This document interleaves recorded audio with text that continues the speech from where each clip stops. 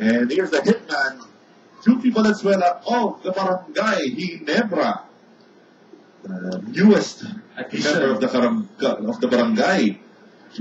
Tignan natin na 29.8% three-point shooter. Starting here in the right side of the court.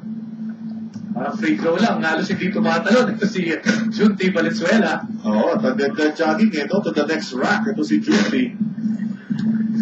At kaya nga medyo short yung mga tira niya, no? Kasi Tinitipid. He has to adjust. Oo. More from the upper body nang gagaling yung tira niya, no? Wow, this is coming from us. No shooters. No shooters. It's Junti. Mas maganda dito sa top of the key. Yung classic, don't do what we did. Okay. Do what we say. Mas magaling tayo mamigtas kesa. Junti, money ball. He does not get it. Puro mga short red, no? Pina-front rim niya ng mga tira niya. 3 seconds remaining.